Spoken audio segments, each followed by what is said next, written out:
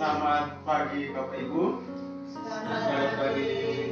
Terima kasih. Pertama-tama mari kita panjatkan puji dan syukur kehadirat Tuhan karena atas berkat penyertaannya sehingga kita semua kembali di tempat ini. Pada kesempatan hari ini saya berdiri di sini. Saya bukan menggurui Bapak Ibu dulu, tapi apa yang saya pelajari dari modul 1.4 tentang budaya positif itu menyebarkan pemahaman dan pengalaman penerapan.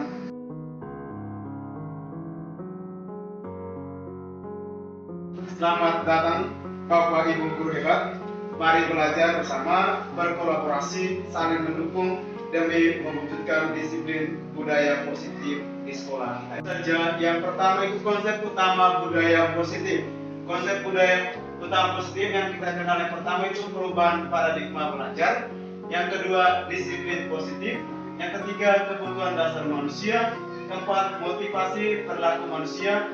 Yang berikut, posisi kontrol restitusi dan keyakinan kelas serta segitiga paradigma baru. Tapi dalam pembelajaran paradigma baru, kita melaksanakan dengan secara klasikal. Kata klasikal di sini, kita jarang melihat perbedaan masing-masing kemampuan dan pemahaman peserta didik kita. Di sini kita sama ratakan kemampuan mereka dalam pembelajaran paradigma baru ini, apalagi kita sekarang memasuki atau menerapkan pembelajaran implementasi kurikulum merdeka. Di sini kita harus berdiferensiasi, artinya bahwa kita harus melihat perbedaan keunikan dari masing-masing siswa dalam kelas tersebut. Untuk mewujudkan profil pelajar Pancasila, di sini kita ketahui bahwa ada 6 dimensi profil pelajar Pancasila. Yang pertama itu apa Bapak Ibu? Beriman, bertakwa kepada Tuhan Yang Maha Esa, dan berakhlak mulia. Yang kedua itu mandiri, ketiga bergotong royong, keempat berkebinekaan global, 5 bernalar kritis. Oke, yang kedua kita masuki disiplin positif. Bapak Ibu pasti sering mendengarkan kata disiplin. Pernah. Menurut pandangan Bapak Ibu, disiplin itu bagaimana? Disiplin adalah suatu kunci yang bisa memberi orang aturan-aturan sehingga mereka bisa menjalankan hidup mereka secara efektif dan efisien. Oke, baik. Oke, baik, terima kasih. Di sini kita garis bawahi kata peraturan. Di sini dalam budaya kita, makna kata disiplin adalah melakukan sesuatu untuk mendapatkan kepatuhan, yang kita cenderung menghubungkan disiplin ini dengan ketidaknyamanan. Di sini siswa atau peserta didik mendengar kata peraturan saja, mereka sudah merasa tertekan. Karena apa? Saya harus diatur. Kalau saya buat ini, pasti saya melanggar ini, pasti saya dihukum. Untuk itu kita sebagai pendidik, tujuan kita adalah menciptakan anak-anak yang memiliki disiplin diri, sehingga mereka memiliki motivasi intrinsik, bukan ekstrinsik. Jadi harapan kita di sini, dari modul yang saya dapat, di sini modul yang saya dapat dari pelajaran 1.4 ada berapa modul, kami sudah habiskan satu modul. Dengan subnya ada 4, yang terakhir sub 1.4 budaya positif. Terus pembelajaran intrinsik itu berarti pembelajaran disiplin yang berasal dari dalam diri siswa itu, bukan pembelajaran ekstrinsik. Kalau selama ini kita terapkan di sekolah kita menggunakan pembelajaran apa? Intrinsik atau ekstrinsik? Ekstrinsik. Karena kita takut kita buat materi, anak-anak harus buat ini nih. Kalau tidak, nanti hukumnya seperti ini. Karena itu mereka tertekan di situ. Kok saya melakukan pasti ada hukum. Tetapi maksud dari sadar disiplin positif ini adalah disiplin yang diterapkan dari dalam diri siswa itu sendiri. Jadi siswa tidak sadar, berarti saya harus melakukan ini bukan untuk menyenangkan guru, tetapi harus bebas dari hukuman itu yang diharapkan. Kadang-kadang mereka membuat sesuatu, dia berbuat disiplin, tetapi bukan dalam diri, tapi dari luar, pengaruh dari luar. Karena saya buat ini, senang. supaya saya tidak dihukum. Berarti itu bukan disiplin intrinsik. Disiplin positif itu merupakan salah satu cara untuk menerapkan disiplin yang bertujuan untuk menumbuhkan kesadaran serta mendidik anak-anak untuk melakukan sesuatu tanpa sogokan, ancaman, dan hukuman. Untuk itu, di sini ada dalam budaya kita mereka makna kata disiplin adalah melakukan sesuatu untuk mendapatkan kebutuhan, dan kita cenderung menghubungkan disiplin ini dengan kata ketidaknyamanan. Kadang-kadang disiplin, mereka saya harus disiplin, tapi disiplin itu harus ada dalam diri. Ini yang kita harus terapkan kepada anak-anak. Dan disiplin ini tidak selamanya dia harus ada jangka pendek dan jangka panjang. Jadi intrinsik berarti yang diharapkan anak-anak kita sekarang, berarti disiplin itu harus muncul dari dalam diri anak kita sendiri, bukan hanya atau sogokan, ancaman, hukuman, dan terpengaruh oleh pengalaman atau aturan dari luar. Dasar manusia. Di sini ada 5 kebutuhan dasar. Yang pertama apa, Bapak Ibu? Kebutuhan hidup, kebutuhan kasih sayang dan rasa terima, kebutuhan pengakuan atas kemampuan, kebutuhan akan kebebasan, dan kebutuhan akan kesenangan. Oke, baik. Dari 5 kebutuhan ini kita akan bahas satu-satu. Yang pertama, kebutuhan bertahan hidup. Nah, salah satu dari 5 kebutuhan dasar itu yang pertama kebutuhan bertahan hidup. Hal ini merupakan kebutuhan dasar yang harusnya umum diketahui oleh banyak orang. Bapak Ibu pasti sudah tidak asing dengan kebutuhan bertahan hidup ini. Kebutuhan bertahan hidup berkaitan dengan sifat fisiologis, di antaranya berupa makanan, minum, pakaian, dan tempat tinggal. Kalau dalam bahasa Jawanya, sandang, pangan, dan papan. Bapak Ibu, itu merupakan kebutuhan bertahan hidup. Terus sekarang yang kedua itu tentang kebutuhan kasih sayang dan rasa diterima. Ini berkaitan dengan psikologis. Kasih sayang dan rasa terima oleh orang lain memiliki peran penting dalam membangun interaksi dengan lingkungan sekitar. Hal ini mengindikasikan kebutuhan akan hubungan. Baik Bapak Ibu, yang kedua itu kebutuhan kasih sayang dan rasa diterima. Ini kita kembali dengan kebutuhan dengan psikologis, kasih sayang dan rasa diterima oleh orang lain. Itu memiliki peran penting dalam membangun interaksi dengan lingkungan sekitar. Kalau anak-anak di dalam kelas, kita ketemu anak-anak yang capek itu cari perhatian. Nah dari sini mereka ini membutuhkan kasih sayang dari seorang guru. Tapi kita mendefinisikan mereka ini membuat ini karena nakal. Oke, yang ketiga itu kebutuhan pengakuan atas kemampuan.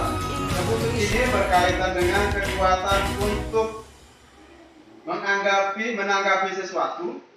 Seseorang menjadi terlihat kompeten, berprestasi, memimpin, terampil, didengar, dan diakui. Contoh di sini kalau di dalam kelas, kalau anak-anak yang kebutuhan pengakuan dan kemampuan yang lebih, mereka rasa menonjol, mereka ini hebat. Jadi mereka ingin berkuasa dengan teman-teman yang lain. Oke, yang keempat itu kebutuhan akan kebebasan.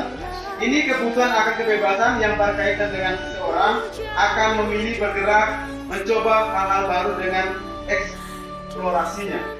Di sini peraturan dia bebas merdeka.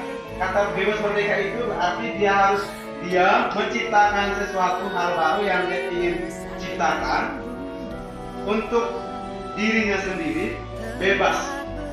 Tapi kadang-kadang kita di kelas, anak-anak melakukan satu hal baru, tetapi kita sudah stopnya di sini, cukup di sini.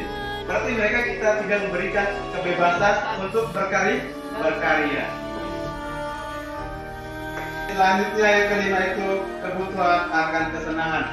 Di sini setiap manusia memiliki kebutuhan untuk merasa senang, sehingga berupaya untuk mencari kesenangan, merasa senang, ditandai dengan perasaan gembira, antusiasme, dan tertawa. Di sini kebutuhan akan kesenangan itu kepada kita berpikir. Selanjutnya motivasi perilaku manusia.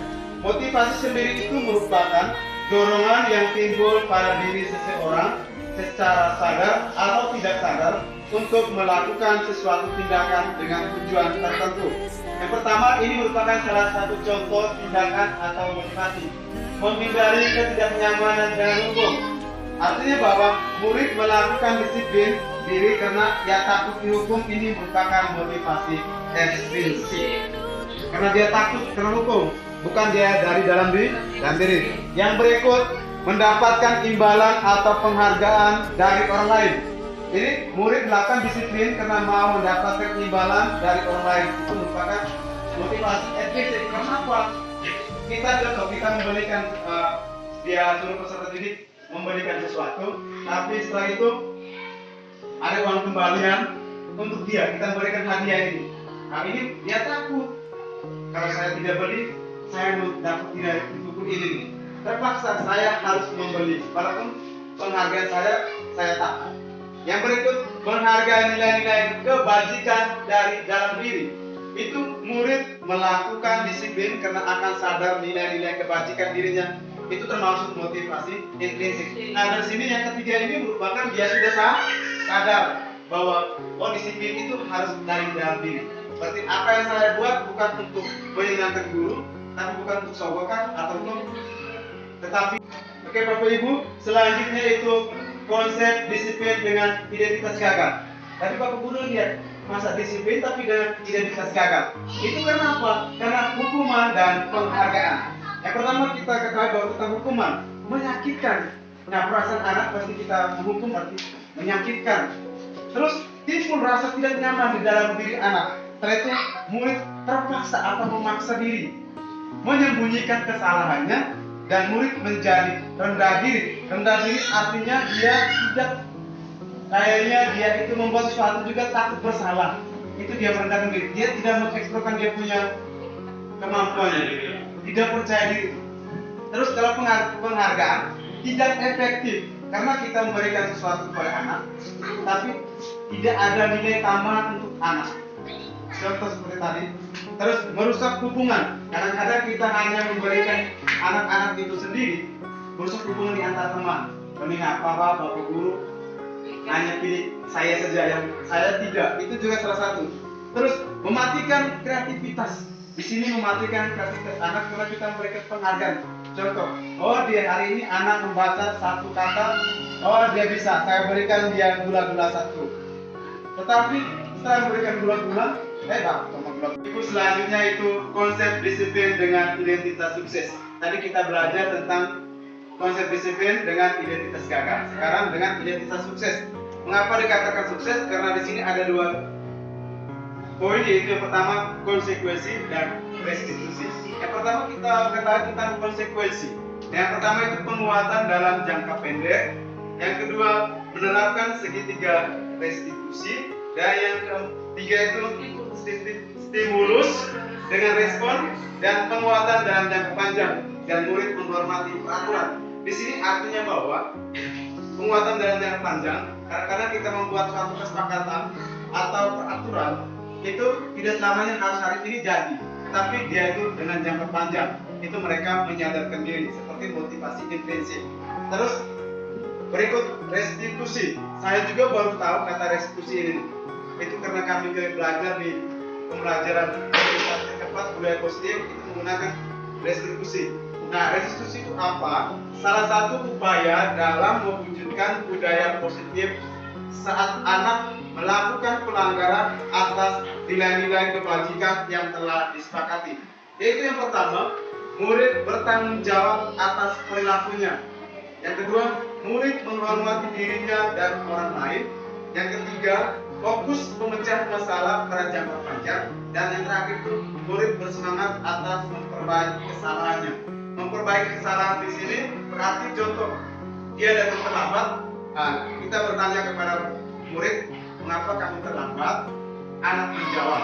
Terus kita langsung, kau harus begini. Nah, tetapi bagaimana caranya supaya dia tidak datang terlambat lagi. Di sini tadi kita sudah belajar tentang motivasi intrinsik dan motivasi ekstrinsik. Nah, motivasi itu dibedakan menjadi dua, itu motivasi intrinsik dan motivasi ekstrinsik. Perbedaan keduanya itu terletak pada dorongan atau niat dalam melakukan motivasi itu. Kedua jenis motivasi ini memiliki cara kerja dan efek yang berbeda dalam mengajar atau mengejar tujuan. Nah, contohnya seperti motivasi ekstrinsik, berarti dia cara kerjanya berarti dia takut atas peraturannya. Terus karena ada dorongan, ada sogokan, ada hukuman. Nah, berarti dia menerapkan motivasi ekstrinsik. Kalau motivasi intrinsik berarti tanpa ada dorongan, hukuman, atau sogokan dari orang lain, tetapi dari dalam diri sendiri. Nah, jadi kita sebagai guru, kita harus menerapkan motivasi intrinsik karena mereka harus sadar diri dari dalam dirinya. Posisi penghukum senantiasa mengatakan bahwa kita memerlukan sistem atau alat yang dapat menekan murid-murid, dalam hal ini visi. Contoh, patuhi aturan saya, kalau tidak kamu akan dapat sanksinya. Itu posisi hukum. Kamu selalu saja salah, sebenarnya harus begini. Terus selalu yang terakhir selesainya, mereka senantiasa tidak percaya diri lagi karena mereka tertekan dengan hukuman tadi.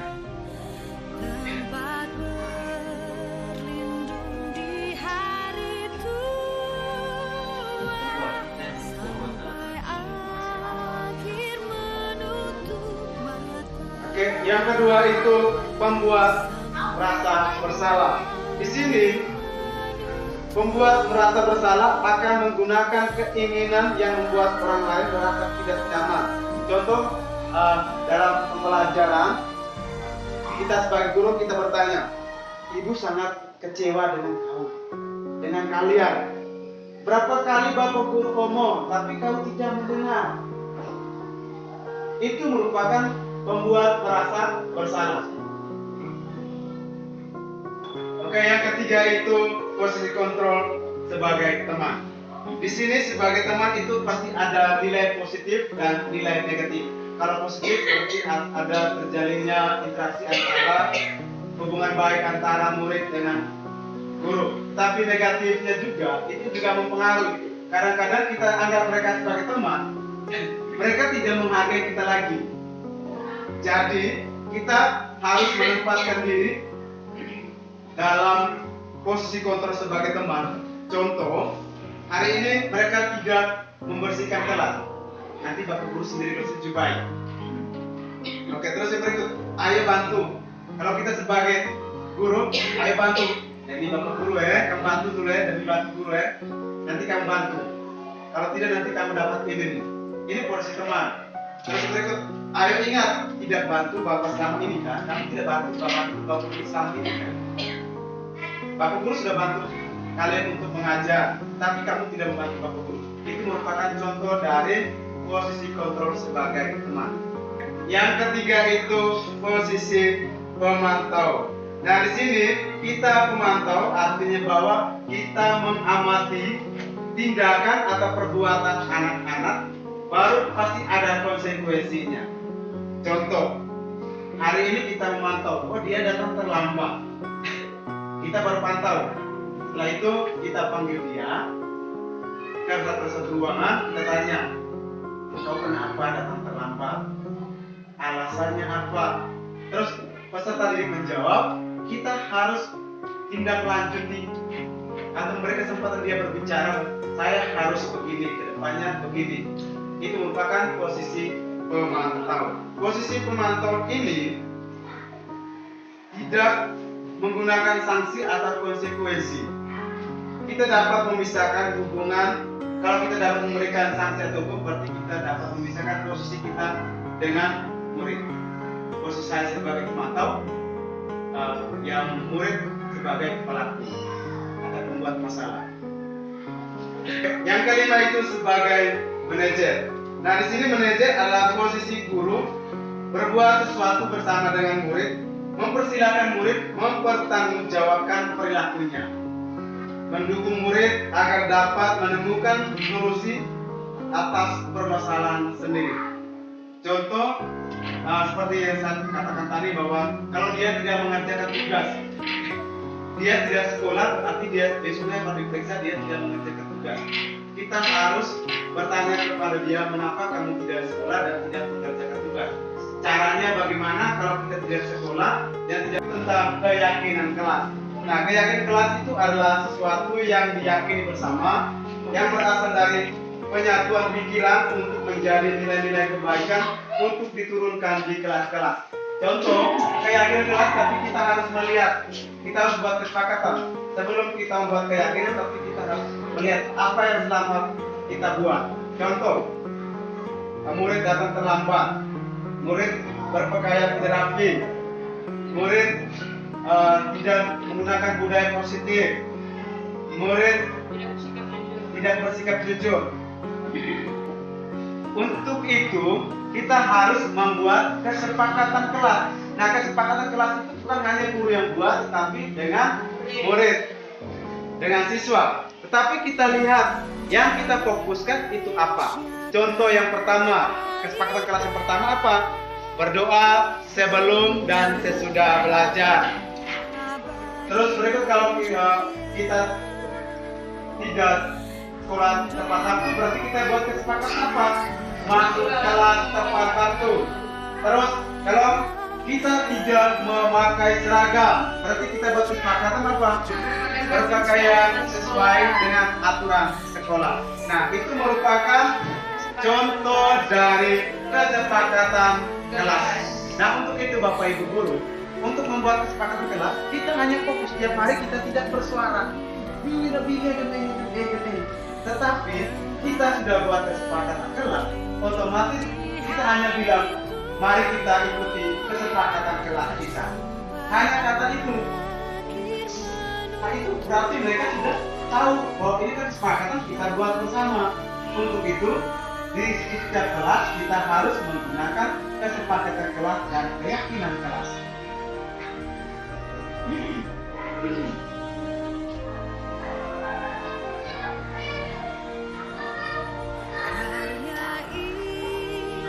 Yang berikut tentang segitiga restitusi. Yang kita ketahui, restitusi itu merupakan proses untuk menciptakan kondisi bagi murid untuk memperbaiki kesalahan mereka, sehingga mereka bisa kembali pada kelompok mereka dengan karakter yang lebih kuat. Adapun langkah-langkah dalam menerapkan segitiga restitusi, yaitu yang pertama, menstabilkan identitas, dan yang berikut, validasi tindakan yang besar.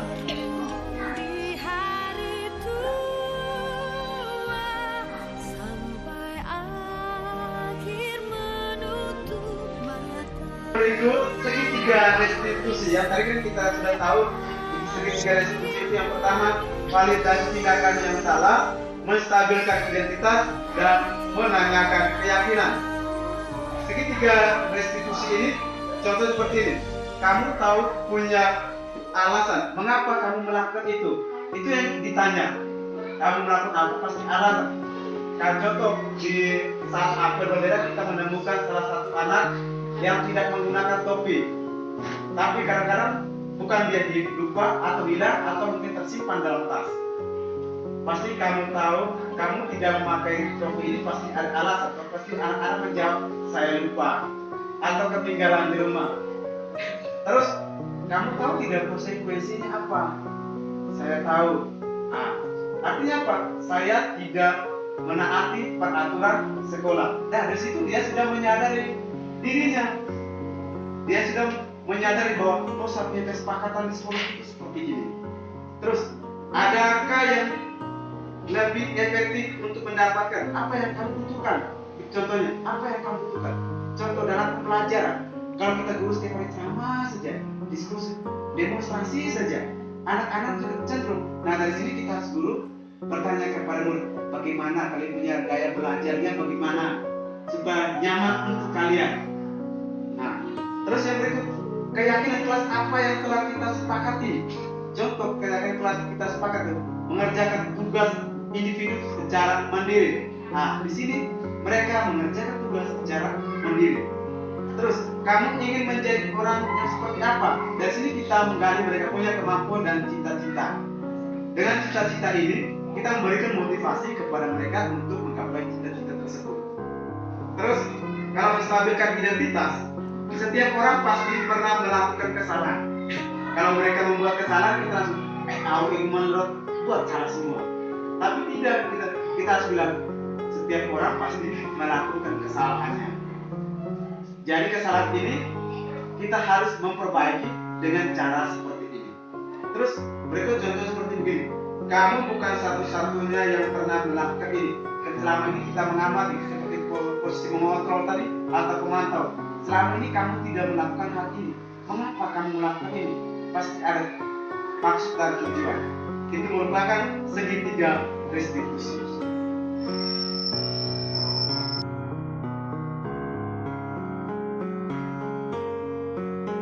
Ya, mengerjakan tugas apa? Tugas matematika yang dikerjakan. Kenapa kamu hari ini baru mengerjakan tugas? Siang sampai sore saya sekolah. Kemudian saya mandi, lalu saya main HP. Makan malam, saya tidur. Oke, baik.